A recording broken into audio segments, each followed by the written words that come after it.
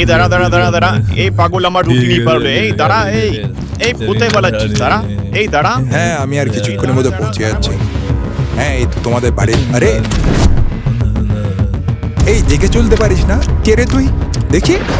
আরে এটা তো আমার বড় ভাই, কিন্তু বড় ভাইয়ের এরকম হালে কি করে হলো?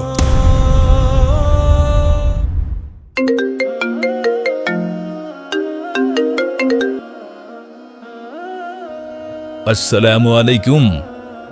কেমন আছো ভাইজান? আলহামদুলিল্লাহ ভাইজান, আমি অনেক ভালো আছি। ভাই, এই একটা কথা বলার ছিল।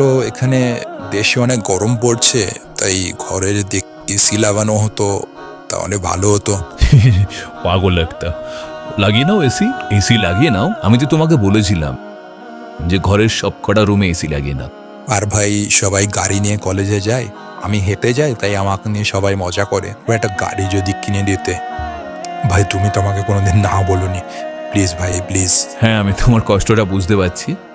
ঠিক আছে, আমি টাকা পাঠিয়ে দেবো, তুমি এসি আর গাড়ি কিনে নিও। ফিরোজ সাহেব 10 বছর পর দেশে ফেরে, কিন্তু ফিরে দেখেন আরে বড় ভাই, তুমি এত তাড়াতাড়ি বাড়ি চলে আসলে কেন? তোমার তো টাইম হয়নি আসার এখনো। এবার আমাকে ওখান থেকে টাকা কে পাঠাবে? তৌফিক, তুই খুশি না আমি বাড়ি এসেছি? এত বছর পর আমি বাড়ি এসেছি, আর তুই আমার সাথে এভাবে কথা বলছিস?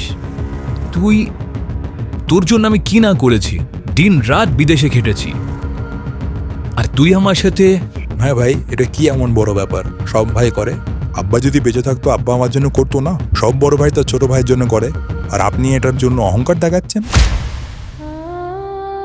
আপনি চলে দেন, আপনি যেখান থেকে এসেছেন। যখন যা বলেছে তাই দিয়েছি, তারপরেও আমার সাথে এভাবে ব্যবহার করছে। আমি ভাবতেও পারিনি তৌফিক আমার সাথে এভাবে ব্যবহার করবে। আপনার এখানে কিছু নেই। এই যে জায়গা জমি আছে, আমি সব নিজের নামে করে নিয়েছি। যাও এখান থেকে বেরো এখান থেকে। আপনার সাথে আমার আর কোনো সম্পর্ক নেই। আপনি ওখান থেকে চলে এসেছেন, টাকা নেই, আপনার সঙ্গে কোনো সম্পর্ক নেই। 10 বছর আমি তোর জন্য কাটিয়ে দিলাম বিদেশে, আমি নিজে বিয়ে পর্যন্ত করিনি তোর জন্য। ও সব বড় ভাই ছোট ভাইয়ের জন্য করে। যাও তো এখান থেকে, বেরো এখান থেকে, বেরো। ভাইয়ের বুকে দিলি কষ্টের বোঝা, এ কেমন সম্পর্ক বলো, এ কেমন ভালোবাসা।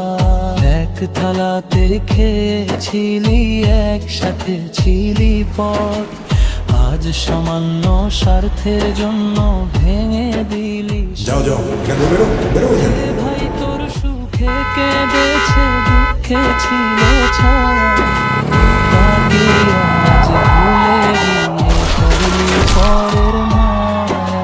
মিথ্যার পথে সুখ নেই, আছে শুধু ক্ষয়, সত্য আর আমানতেই রবের সন্তোষ রয়।